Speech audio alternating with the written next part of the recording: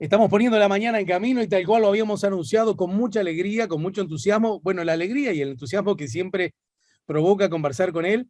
Estamos recibiendo al investigador, docente, analista internacional, frecuente colaborador de la mañana en camino, cosa que nos honra, Álvaro Padrón, aquí en el 98.7 y también para el este del país 92.5 y para todo el planeta a través de nuestro canal YouTube, La Mañana en Camino, canal al que, como siempre, pedimos que se suscriban. ¿Cómo te va, Álvaro? Buen día, bienvenido. ¿Qué tal, Alejandro? Un gusto. Yo siempre digo que contigo uno no tiene una entrevista, sino una charla, y a mí eso me encanta. Capaz que es una cosa más personal, pero la verdad que tener una conversación es mucho más entretenido que una suma de preguntas, y contigo es así. Bueno, dale, fenómeno. Bueno, igualmente, la horizontalidad como plataforma de encuentro siempre es seductora, ¿no? ¿No es cierto?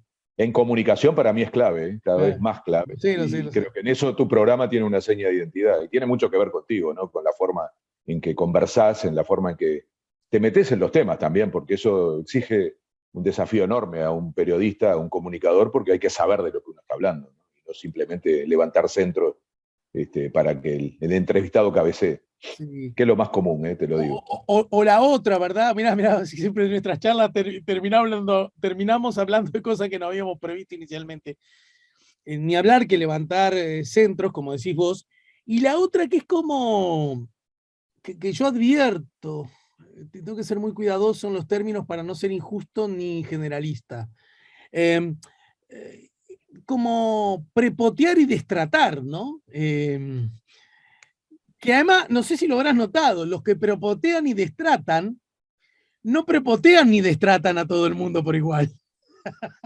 No, no, pero lo que pasa es que eso es la convicción de que una entrevista profunda tiene que ser una entrevista dura. Y en realidad el profundo está en los contenidos, no en la forma. Claro, tal cual. Entonces uno puede ser muy amable con alguien, diciendo una cosa muy diferente o incluso exigiendo una respuesta inteligente y no dejando que la respuesta sea simplemente la que el entrevistado está queriendo dar. Entonces, yo creo que la forma no es el contenido, lo que pasa es que el contenido es lo más difícil. Entonces, mucha gente termina eludiendo la falta de profundidad con una supuesta, digamos, tensión en la charla y eso básicamente es la incapacidad de sostener una discusión profunda. No es un problema solo del periodismo, hoy es un problema en la sociedad en su Claro, conjunto. el vínculo entre El los de seres humanos. querer, exacto, el instalar la violencia o la rispidez más que los argumentos. Y ¿Sabés qué? mira, hoy vamos a hablar de Colombia, ¿no? Y la elección Sí, estuvo muy pautada de bueno, un lado por falta de argumento. De hecho, no se quiso hacer un debate, ¿no? Entonces, fíjate vos qué término, ¿no? Y debate y otro enganche con lo que estamos hablando. Son sectores políticos o perfiles de liderazgos que evitan el debate y evitan a los medios, que es una palabra que habría que resignificar, ¿no?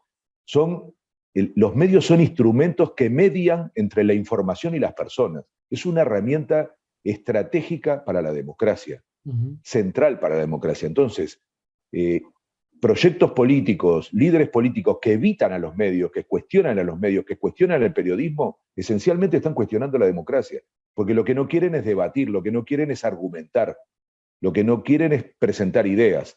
Entonces descalifican, mienten, agreden. Eso es una técnica que se está utilizando mucho.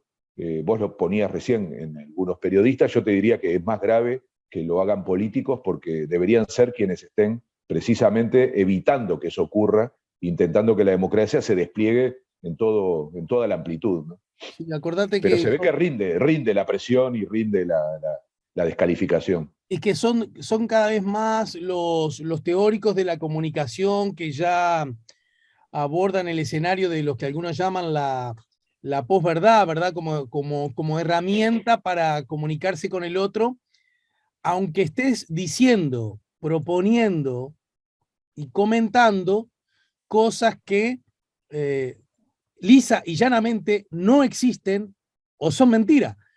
Eh, acá hay otro juego interesante, ¿sabes, Álvaro? Que tiene que ver con que,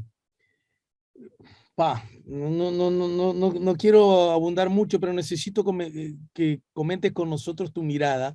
Y es, en algún punto estamos como muy amigos de creer que la incidencia revolucionaria, desde muchos puntos de vista que implican las redes sociales, generan nuevas conductas y nuevos comportamientos. Y yo tiendo un poco a relativizar eso, porque en realidad pero es hipótesis, y como buena hipótesis es digna de ser estudiada para tirarla a lobo, ¿no? Porque bueno fuera que uno tire en la cancha algo para quedarse con eso, para eso no charlamos. Y mi impresión es que las cosas que están ocurriendo con estos ejercicios de la posverdad, del fake news, de las campañas del miedo o del terror, en realidad siempre existieron. A ver, Alvarito, vos cómo lo ves. Lo que pasa es que no eran ni tan masivas, ni tan vertiginosas, tan rápidas. Pero en realidad el rumor acerca de cosas, de tal candidato, de tal idea, no te olvides que nosotros, me parece, Alvarito, somos de la generación en la que en el marco de las elecciones nacionales se le decía a la gente, doña, no vote a tal, porque le van a robar sus hijos y se los van a llevar a otro país. Sí, claro. Quiero No, decir, no, no, yo coincido contigo de que no hay novedad en cuanto a ese tipo de prácticas. Lo que cambió son los instrumentos. claro, Y es verdad que la comunicación y la tecnología de la comunicación hoy hace que todo sea más rápido. Eso no nos pasa solo en materia de política, nos pasa en materia. Yo no sé cómo hacíamos nosotros para no fallar a un encuentro. Yo me lo pongo a pensar ahora. Si vos no le podés avisar a alguien, en ese momento no le podías avisar que llegabas tarde. O que se te había complicado. O sea, es muy difícil imaginar hoy la vida sin la tecnología que tenemos, pero es verdad, yo te diría que no es en relación a nuestra generación, es en relación a los griegos que inventaron la democracia, este tipo de cuestiones, ¿no? Entonces, bueno. lo profundo no cambia, en ese sentido cambia la metodología. Lo que yo sí siento es que en política se ha instalado mucho esa práctica. Y lo otro y ya nos enganchamos con nuestro tema, yo creo que no es un tema de un país, es un tema mucho más grande, que recorre el planeta y que le puede pasar a sociedades como las nuestras, que tienen todavía muchas agendas pendientes, mucha precariedad. Vamos a hablar de Colombia, y Colombia tiene un montón de problemas, pero eso le pasó a Francia hace apenas unas semanas, ¿no? De que aparecieran personajes de este tipo, ¿no? Que terminan construyendo desde la mentira su proyecto político. Entonces, me parece que es bueno que tengamos en cuenta que no es un problema local, ¿no? Que es un problema que tiene carácter internacional y que finalmente nadie tiene vacuna contra eso, porque eso es muy importante asumirlo, ¿no? Y que tampoco tenemos vacuna nosotros, porque mirá que esa idea de que se está mintiendo y luego no se pide perdón, bueno, no voy a mencionar, ¿no? Pero acaba de ocurrir con respecto a un Twitter donde ponían precisamente al presidente de Colombia en una foto falsa, ¿no? Y bueno, no se dijo nada, ¿no? Es más, la respuesta fue, bueno, sí, no será, pero podría haber sido. Upa, ¿no? Claro. Senadora de la República. Entonces, estamos como legitimando ese tipo. Mi preocupación es la naturalización de esas prácticas. Yo no tengo duda que siempre hubo esas prácticas. El problema es que cuando las empezamos a naturalizar, damos un paso más. Y yo recuerdo la época, alguien lo pone como referencia a Trump. Yo siempre digo que el primero en descolocarlo fue Berlusconi. No sé si te acordás de Berlusconi, las cosas Claro, que hacía. claro. En Italia era un millonario, dueño de canales de televisión, de un cuadro de fútbol, y no le importaba nada. Y en ese momento era un poco escandaloso, pero de a poco se fue normalizando. Cuando vino Trump, era tan increíble que ya decíamos, pero esto ni siquiera se le ocurrió a los guionistas de House of Cards.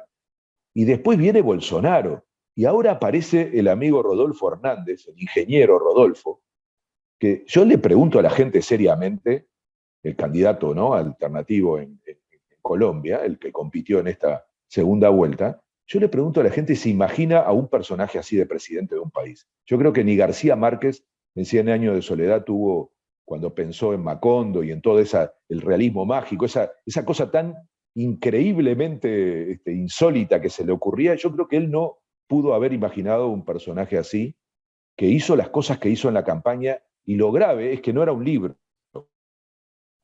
era un candidato a presidente. Entonces, hay que registrar que estamos en un tiempo en donde efectivamente las prácticas son históricas en cuanto a este tipo de cosas, pero hoy las herramientas quizás sean mucho más potentes. Y desde ese lugar entonces, bueno, viste que uno siempre está como ilusionado, tiene una especie de tentación de creer que lo que le está ocurriendo ahora y aquí es lo más importante de la historia de la humanidad. Y lo más probable es que lo que esté ocurriendo ahora aquí no solo no sea lo más importante, y además ya ha ocurrido millones de veces antes. Sin embargo, Mm. en la elección de Colombia, lo que sí podemos decir, y esto es objetivo, es que ganó un candidato que va a ser el próximo presidente de la República y es de carácter histórico. Ese triunfo pues representa lo que podríamos llamar, me gustaría conversar contigo ahora sobre eso, la izquierda. Y eso sí adquiere un carácter histórico y sin antecedentes, ¿no es cierto?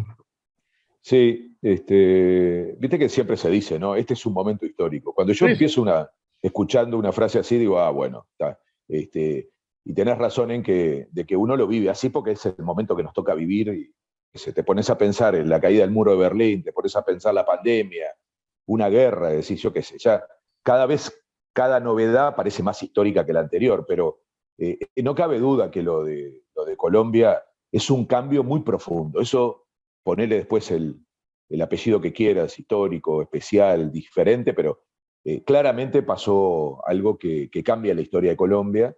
Lo primero que hay que decir, y yo que siempre siento que la política internacional nos trae mala noticia, es que esto es una muy buena noticia. Pero no hablo del resultado de la elección. Estoy hablando de que es el triunfo de la democracia. Es decir, antes de la pandemia, en Colombia había un estallido social, como lo hubo en Chile. Claro. Y en ambos países la solución terminó siendo vía las elecciones, vía el voto popular. Y esto hay que festejarlo, porque en el mundo a la democracia le está yendo mal. Hay problemas serios con la democracia a nivel planetario. Eso, los informes que van haciendo un seguimiento de la salud de la democracia en el mundo muestran que estamos en problemas, que hay una distancia entre el sentimiento de la gente y la utilidad de la democracia. Entonces, cuando uno encuentra en América Latina, que nos costó mucho recuperar la democracia, y nuestra generación lo sabe, que tenemos países en donde con estallidos sociales, con mucha presión popular, la forma de salir es con una elección, es decir, con la democracia, yo creo que eso hay que festejarlo. Y es una buena noticia. Luego viene esto que tú decías, ¿no? Que en cualquier caso es una elección histórica, porque, y acá voy a decirlo para que, por supuesto que tengo una mirada política y una preferencia, pero lo que quiero decir es cualquiera de los dos que hubiera ganado significaba un cambio, porque en realidad quedó en tercer lugar y por lo tanto no pudo competir en segunda vuelta la familia política, es decir, el espacio político que gobernó Colombia durante 211 años. Uh-huh. Nunca cambió. Entonces, hubiera ganado cualquiera de las dos propuestas y estábamos frente a un cambio. Solo que, claro, una de las dos propuestas, y yo ahora que escucho mucha crítica sin que ni siquiera se hayan sentado a gobernar, ¿no? Además, me molesta particularmente cuando la crítica apunta a Francia Márquez, ¿no? La nueva vicepresidenta, una mujer de 39 años que en todo sentido trae una novedad para Colombia. Y aparecen un montón de análisis y uno se pregunta, ¿por qué no aplicaban ese mismo análisis sobre el candidato de ultraderecha, un empresario impresentable que decía cualquier cosa, Rodolfo Hernández, ¿no? Él se decía, yo soy el Trump colombiano, ya uno empezaba a asustarse, ¿no? Como si decir que uno es Trump fuera un mérito, cuando estamos hablando de un expresidente de Estados Unidos siendo investigado por haber intentado, ahora está comprobado que él fue parte del asalto al Capitolio. Es decir, y las miradas más críticas, yo ahora miraba, después si podés observarlo, es un artículo del Washington Post, ¿no? Diciendo el riesgo en el que entra Colombia. El riesgo que entra Colombia después de una elección. Así se empieza a tratar a un presidente electo por la mitad de la población de un país. O sea, Claro. lo mismo el gobernador de Florida, ¿no? Que dijo que acababa de ganar un narcoterrorista, marxista, comunista. Es decir, es una facilidad con la que se descalifica a las personas. Ahora nos metemos más a fondo para tratar de ver un poco qué perfil tiene este gobierno, cuáles son sus desafíos. que es lo que hay que hacer, ¿no? Más que empezar a generar adjetivos. De vuelta a esto que hablábamos al principio, ¿no? De la facilidad con la que se descalifica a las personas, a los colectivos, a los proyectos, sin tener ningún argumento serio, ¿no? Sin tener ningún argumento serio, ni siquiera estar utilizando una mirada histórica. Entonces, Colombia cambió, le pese a quien le pese, y lo que hay que hacer ahora es observar el rumbo, las propuestas, qué va a hacer ese gobierno, cómo va a intentar que esa fiesta de la democracia, que fue una elección, se transforme en un proceso de esperanza para un país que necesita esperanza. Porque si votó casi el 80% en contra de lo que estaba y de lo que estuvo durante 211 años, por algo es. Es lo mismo que pasó en Chile. Por algo es. Y los políticos, y sobre todo los sectores más conservadores que les cuesta tanto soltar el poder, tendrían que entender lo que está pasando entre la gente, la política y la democracia. Porque, por ejemplo, y este sí es un dato objetivo, que pasó en Chile, que pasó en Colombia, que pasó en Brasil, que pasó en Francia, es que los sectores de centro derecha, democráticos, empiezan a quedar cada vez más presionados por la ultraderecha. Y esa centro derecha se va corriendo hacia la ultraderecha, primero le hace lo que algunos llaman un cinturón sanitario, ¿no? Pasó en Francia. Pero luego empiezan a aparecerse cada vez más, Claro. hasta que esa ultraderecha dice, ¿saben qué? Vótenme a mí, porque ¿para qué van a votar a la copia si acá está el original? Y eso pasó con Katz en Chile, y desapareció todo lo que era una parte del espectro político que gobernó Piñera y todo ese proyecto político, casi no tuvo presencia. Le pasó en Brasil a los partidos que dieron el golpe parlamentario, el impeachment, a Dilma Rousseff, y que luego no pudieron enfrentar a Bolsonaro. Y le está pasando a la histórica centro-derecha francesa, que se quedó directamente sin votos en Francia, donde inventaron la izquierda y la derecha, ¿no?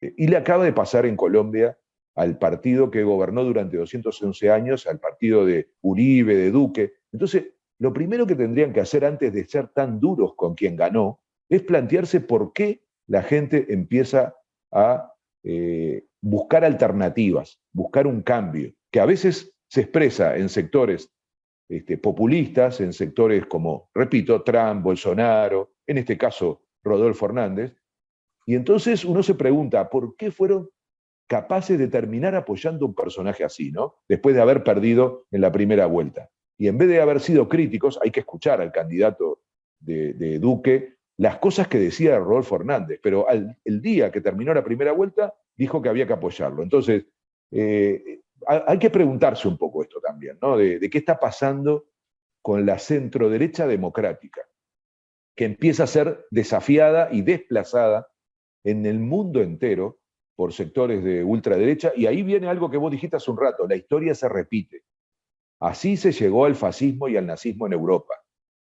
Y uno pensaba que en Europa esto no volvía más. Claro. Pensar en la ultraderecha en Alemania, en Francia, en Italia, en España, era hace 5 años que alguien te decía, estás loco, si pensás que van a ser capaces ya no solo de tener votos, ni siquiera de aparecer públicamente. Y sin embargo ahí están, son muy peligrosos, y en América Latina son los Bolsonaro, son los Rodolfo Hernández, son los Katz, son los Milei en Argentina, cuidado con esto.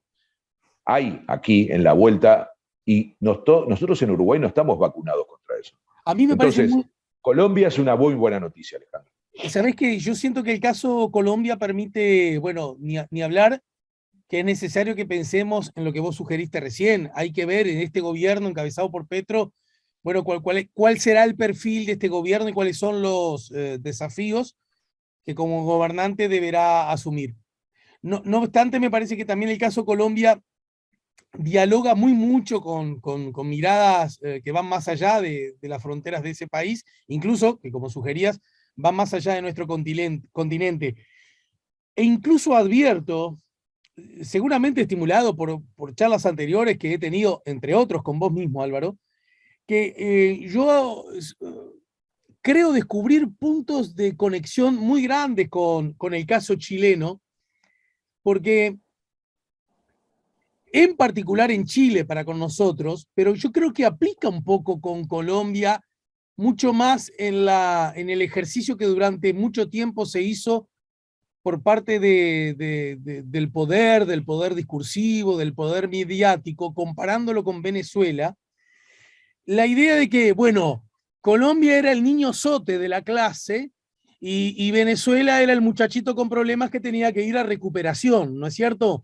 Entonces, eso quedó instalado y un día sí y otro también insistiendo sobre eso, que a mí me parece que en el mejor de los casos era aceptado con el silencio y no con el análisis. Y yo recuerdo que eran más bien pocas, muy excepcionales, las voces que decían, bueno, en Venezuela seguramente hay problemas, yo entre ellas, pero que decían, pero cuidado que no hay que comprar el paquete Colombia, como si ahí la violencia, las formas de autoritarismo, la desigualdad, las injusticias más increíbles, arraigadas e inadmisibles están vigentes día a día. Esta especie de que Colombia salvaba con nota el examen. Yo decía, pero ¿de dónde viene? ¿Quién construyó esa idea? Y ni que hablar, por supuesto, no quiero sacarte mucho de tema, lo que recibimos acá durante, yo diría, décadas, a El propósito modelo chileno. del niño sote de Chile, ¿no? Sí, sí. El que hacía todo bien, el que nada hacía mal, y el que descubrimos, muchos lo sabían, entre otros el colega tuyo, analista y gran amigo de esta casa, de este programa, Juan Pablo Luna, en el sentido que Brillante. Brillante cuidado, analista. Sí. cuidado que el divorcio entre la política y los ciudadanos está siendo cada vez más grande, más intenso, y esto deja inexorablemente a gente afuera de la democracia. Total. Y ese es un asunto sobre el cual nosotros nos debemos y nos tenemos que obligar a reflexionar, entre otras cosas por cosas que creo que vos señalaste. Primero,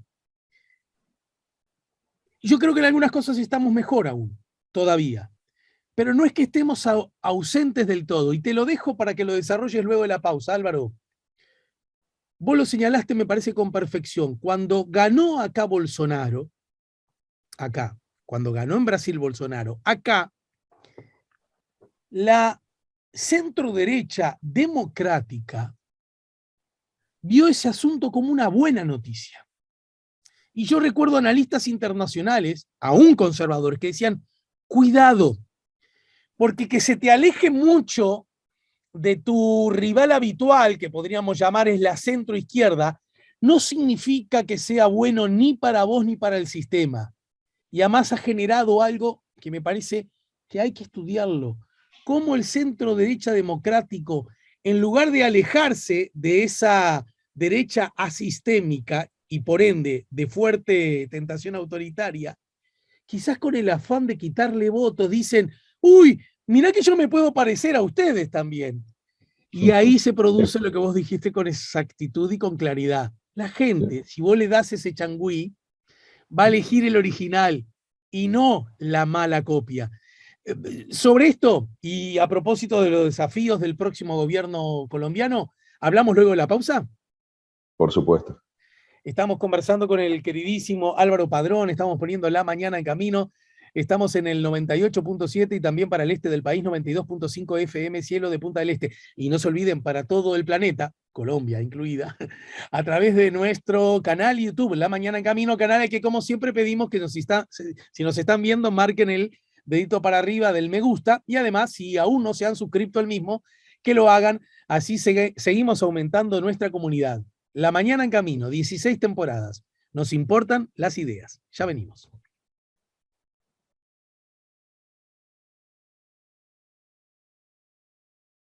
Último tramo de la charla por hoy con Álvaro Padrón. Bueno, Álvaro, arriba de la mesa, lo que vos no, de alguna manera nos auspiciaste, ¿no? En esto de que te gusta tanto hacer, es que dialoguen los distintos escenarios nacionales con coyunturas históricas, geopolíticas, regionales y, ¿por qué no?, planetarias. Sobre esto me gustaría que sigas tirándonos alguna pista más, pero creo que también es necesario que conversemos acerca de Colombia, el gobierno de Petro, cuáles son los desafíos que tiene de aquí en más. Bueno, es enorme la agenda, ¿no? Y hay quien dice que una elección y un resultado de este estilo genera una enorme expectativa y luego empieza a haber una enorme presión para que esas expectativas se cumplan, ¿no? La expectativa es muy buena en clave electoral y luego es muy complicada en clave ejercicio de gobierno, ¿no? Le está pasando a Boric en Chile. Eh, a ver, los desafíos. Yo te pondría que en el caso de Colombia hay uno que es muy raro para América Latina, pero sin embargo en Colombia es central, que se llama la paz. Colombia no tiene todavía resuelto el tema de la paz, entre otras cosas porque el gobierno de Duque se dedicó yo diría, a boicotear los acuerdos que se habían alcanzado, no de un gobierno de izquierda, ¿no? Juan Manuel Santos no fue nunca un hombre de izquierda, sin embargo, yo diría que de la centro-derecha democrática debe haber sido Sí. el líder más coherente con respecto a este objetivo de alcanzar la paz en Colombia, que seguía siendo el único conflicto activo en nuestro continente. Y teniendo una guerra ahora tan presente en el mundo, el valor de la paz es gigantesco, es gigantesco. Si no, pregunten a los europeos, ¿no? Entonces, yo te diría que el primer objetivo de Petro y de la sociedad colombiana es volver a recuperar la ruta de la paz y los acuerdos. Y si observamos, en eso es una muy buena noticia la elección de Petro, porque actores claves para respetar la paz van a creerle más a Petro que a cualquier otro. Está pasando, por ejemplo, con el Ejército de Liberación Nacional, que era un sector que todavía se mantenía, digamos, activo y que aceptó sentarse en una mesa de diálogo. En fin, creo que ahí hay un asunto que debería preocuparnos a todo el continente. O sea, tendríamos que hacer un esfuerzo para apoyar a Colombia, para definitivamente tener en ese país la paz y para poder abordar el segundo tema, que no se puede abordar sin tener un país en paz, que es la desigualdad. Yo estoy convencido que la desigualdad es la principal amenaza a la democracia en nuestro continente. Somos el continente más desigual del planeta, que no quiere decir el más pobre. Por eso es una vergüenza. Porque si fuéramos el más pobre, uno diría, bueno, es un problema material. Y al no ser el continente más pobre, el ser el más desigual es una cuestión política.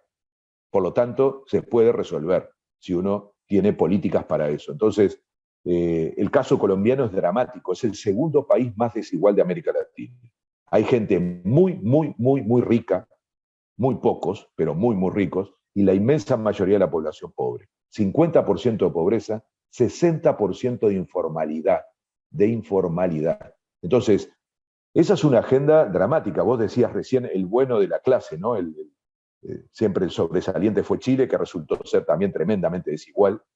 Y bueno, Colombia le sigue, entonces tiene que absorberse esa agenda y esa es parte de lo que la gente votó. Eso es parte de lo que la gente votó. Incluso parte de lo que la gente votó por el otro candidato, ¿eh? También por esto, porque él también proponía cosas de este estilo, en un estilo demagógico. Es lo mismo que pasó con Trump en Estados Unidos, ¿no? Trump logró conectar muchísimo con sectores populares. Ojo, porque estos sectores de ultraderecha tienen una gran capacidad de conectar con sectores pobres, con sectores trabajadores, con clases bajas. O sea, eso está pasando. Por eso son tan peligrosos, porque tienen millones de votos. Es un error descalificarlos sin dar una discusión más a fondo sobre lo que Claro. pasa en la democracia, porque el problema no se acaba con ellos. Yo siempre digo, el problema no se fue con Trump, porque los problemas que trajeron a Trump son mucho más profundos que el Trump mismo. Por algo tuvo 70 millones de votos. Lo mismo está pasando en Brasil con Bolsonaro, que como mínimo va a tener 35-40% de votación. Y Rodolfo Hernández acaba de tener 48% de adhesión. Entonces, no se puede ignorar quizá a la persona y a su forma de hacer política, pero no a las sensaciones y a las razones por las cuales la gente lo votaron. Y en este caso es muy importante que el gobierno de Petro trate de convocar a las mayorías más amplias posibles para la transformación de Colombia, sobre todo en este asunto de la desigualdad. Después viene un tercer elemento que también se vincula mucho a la paz, y yo diría también a la desigualdad, que se llama violencia. Nosotros no tenemos noción de la violencia que hay en Colombia y de cómo esa sociedad convive con la violencia. En los últimos 5 años se mataron a más de 800 dirigentes sociales. Se los mataron, los matan y nunca se esclarecen las razones. Entonces, el nivel de violencia en esa sociedad que está vinculado claramente al narcotráfico, a los paramilitares, a esa no resolución de la paz, a esa desigualdad, es enorme. Y eso yo diría que va a ser un tema clave. Y a cada una de estas cosas que yo dije hay factores determinantes. Por ejemplo, en relación a la paz, el factor son los militares. Y claramente el gobierno de Petro y de Francia va a tener que generar una nueva relación con el mundo, con el poder militar, que es un poder enorme en Colombia. Como pasa en Brasil, tampoco nosotros tenemos conciencia de países en donde los militares siguen teniendo tanto poder. Chile, Colombia, Venezuela. Perdón, Venezuela también, lo digo, no lo dije por error. Pero para mirarlo desde este lado es Chile, Colombia y Brasil, el factor militar es un factor determinante en política y en sociedad. Entonces, para Petro, construir una relación distinta con las Fuerzas Armadas va a ser clave en relación a la paz y en relación al tema de la violencia. Por supuesto, en términos de desigualdad va a tener que construir una relación con un factor determinante que es el mundo empresarial, que lo mira con mucha desconfianza a Petro. Te diría que el cuarto elemento clave es la política exterior.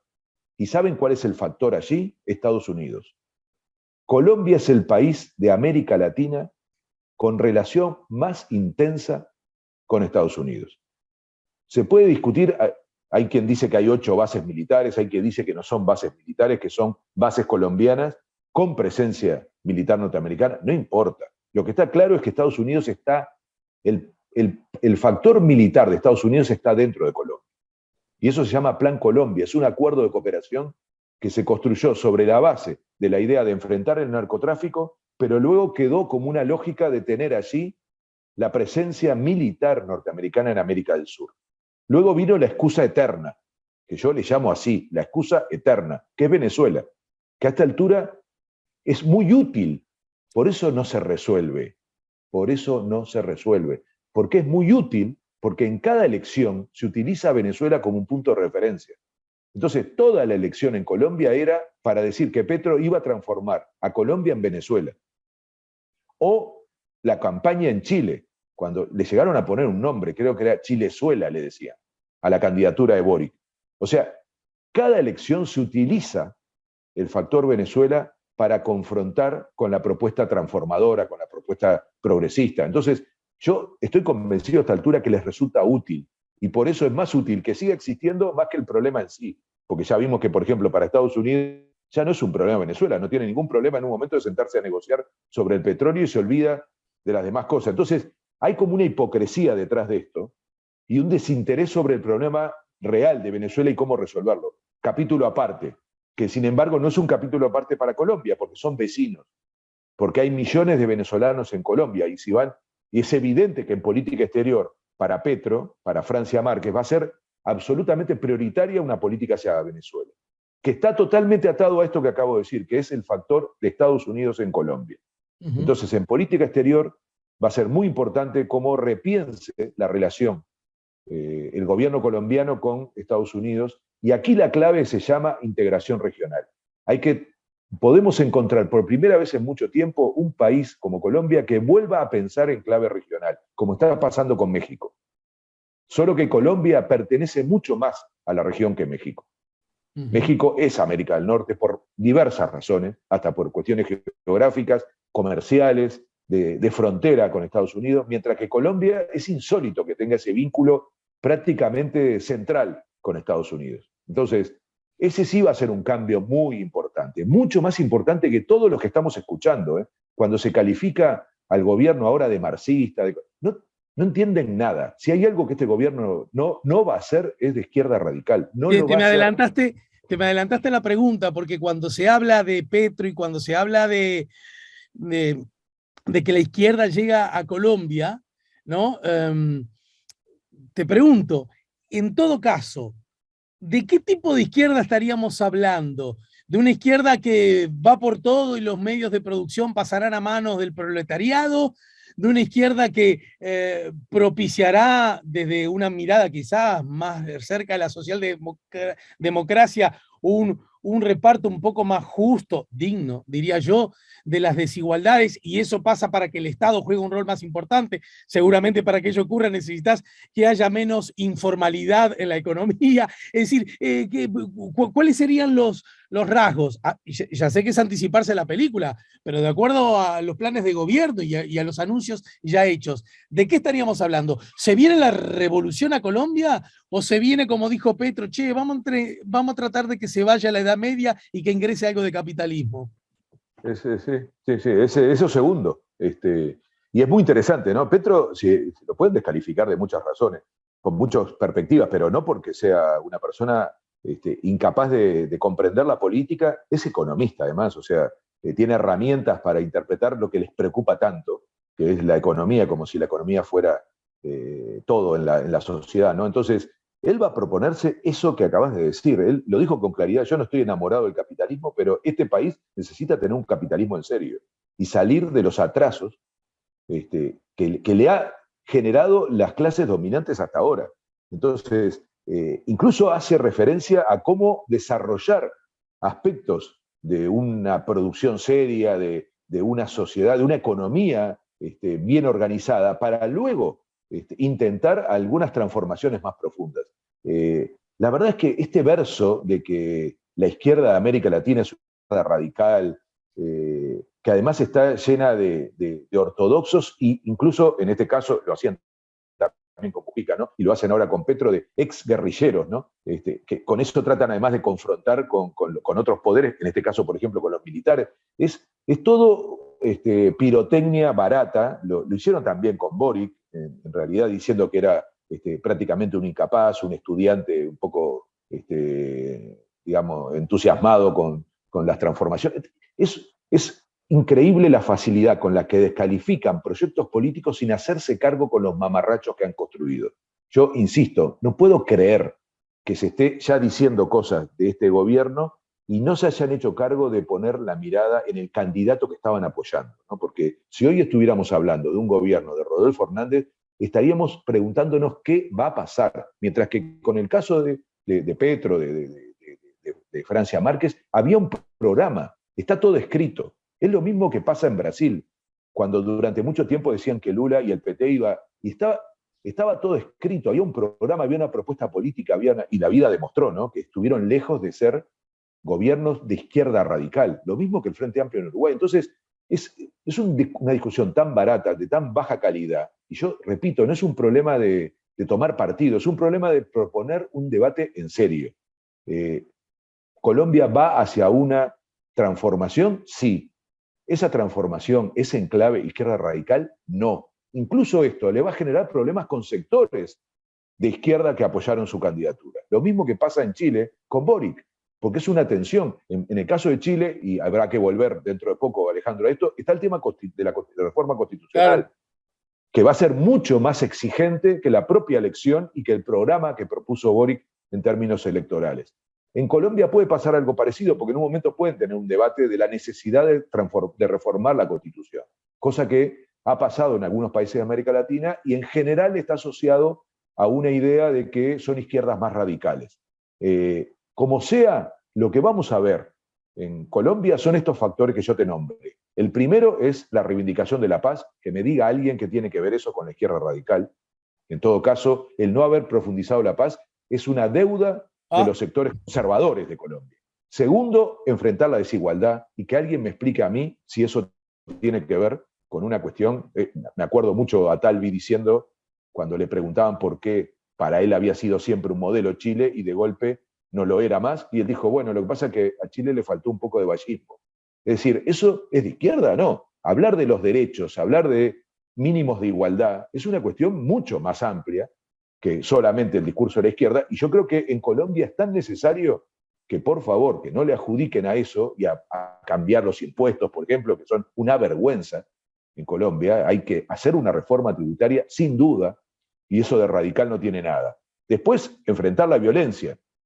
Por supuesto, cambiar la política exterior para no seguir siendo, como son hoy, una base en América del Sur de Estados Unidos.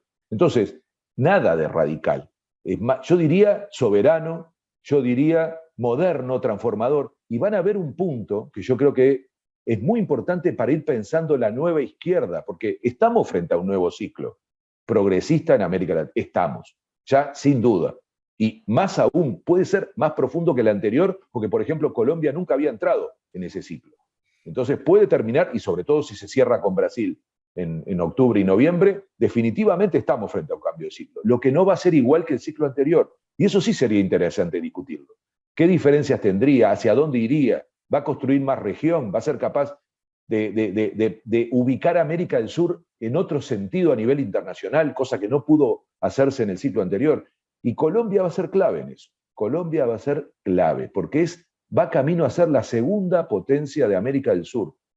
Está muy cerca de desplazar a Argentina. Entonces, eso es muy importante hasta por la historia de Colombia. Entonces, hacerse estas preguntas implica, por ejemplo, lo que va a hacer Petro, y ya está haciendo Boric, que es colocar el cambio climático en el centro. Y ese sí que es un tema clave. Y ese sí es un tema moderno. Y ese sí que es un tema que el que lo quiere ubicar en la izquierda es un problema de que los sectores de centro abandonen ese discurso. Entonces, ese es un tema planetario, ese es un tema de la sociedad, es un conjunto. Fíjense que Colombia tiene más del 30% de su economía depende del petróleo.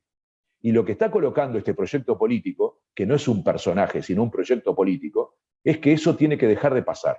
Que para transformar la economía y la sociedad colombiana tiene que dejar de depender de un producto primario como es el petróleo. Entonces, ahí hay un debate de fondo. Y ahí hay un debate que además no es solo de Colombia, es de toda América del Sur. ¿Cuál va a ser nuestro modelo de desarrollo? Y eso no lo vamos a hacer país por país, solo lo podemos hacer juntos. Y el proceso que se está dando en el mundo de desglobalización, y no te voy a meter más ideas porque esto es interminable, pero la desglobalización que se está dando ahora, fruto de la pandemia y de la guerra, porque estamos frente a una disputa global entre Estados Unidos y China, y las dos cosas, la pandemia y la guerra, movieron el tablero, patearon el tablero. Y en ese sentido se están reorganizando los bloques regionales.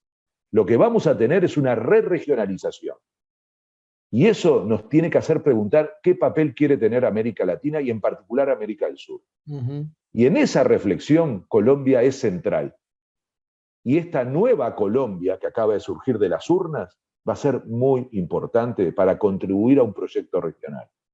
Y lo que deberíamos preguntarnos desde Uruguay es cómo nos sumamos a eso y cómo somos parte de eso. Porque América del Sur necesita un Uruguay inteligente y un Uruguay presente, no pensando en soltarse solo, tratar de salvarse solo como si fuéramos una isla, ir a Inglaterra a hablar cuando Inglaterra se fue de Europa, entonces no sé qué vamos a hablar con Europa, si ahora nuestra prioridad es Gran Bretaña, estar hablando con Turquía, otro problema para Europa, o decir en el momento que queremos hacer un acuerdo con China, pero después llevarnos bien con Estados Unidos, es decir, y sobre todo soltarle la mano a la región, ¿no? Y decir que la región es una mochila para nosotros.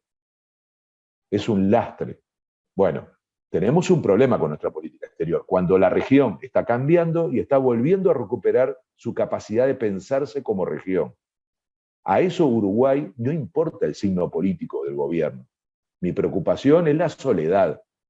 Entonces, como yo respeto las reglas democráticas, las elecciones, mi preocupación es que este gobierno entienda que la política exterior tiene que estar precisamente atada a una lógica regional, no únicamente, pero lo primero que tenemos que hacer es saber que los países no se pueden mudar. Claro. Y que por lo tanto la región que nos tocó, por suerte, es esta, y lo que tenemos que hacer es intentar navegar junto con los países de la región para tratar de sacar a América del Sur de una cada vez mayor desconexión del mundo y una mayor intrascendencia. Y yo creo que América del Sur va camino a eso y la elección de Colombia fue determinante para ese rumbo. Entonces, que se dejen de caracterizar a un gobierno y empiecen a mirar lo que propone, y cuando lleguen al capítulo de cambio climático, terminar admirando a un gobierno que se anima a decir que su base productiva, por la cual hoy reciben casi el 30% del PBI, tiene que transformarse para precisamente mirar el futuro y terminar siendo una sociedad mejor en clave internacional, porque eso es lo que se viene. Gobiernos que no atiendan los temas de la igualdad y los temas del cuidado ambiental son gobiernos condenados al fracaso, sobre todo en relación a la opinión pública y a la vocación y al apoyo popular. Y yo creo que miremos a Petro y a Francia Márquez sobre todo una vicepresidenta joven, negra, pobre, que trabajó desde los 14 años en una mina y luego como empleada doméstica, que tuvo hijos a los 16 años y hoy va a ser vicepresidenta, abogada, que estudió. O sea, si eso no nos estimula, y miren una entrevista que le acaban de hacer, una periodista que le preguntaba si vivir sabroso, que es un término muy colombiano, significa ir a vivir a la casa que le espera como vicepresidenta, y ella dijo, vivir sabroso significa vivir sin miedo, vivir con dignidad, tener mi casa propia, no la casa de la vicepresidenta. Es impresionante esa entrevista para darnos cuenta la profundidad del cambio en Colombia, que yo no puedo hacer otra cosa que felicitar y sentir como una enorme noticia, no para Colombia, para toda América Latina.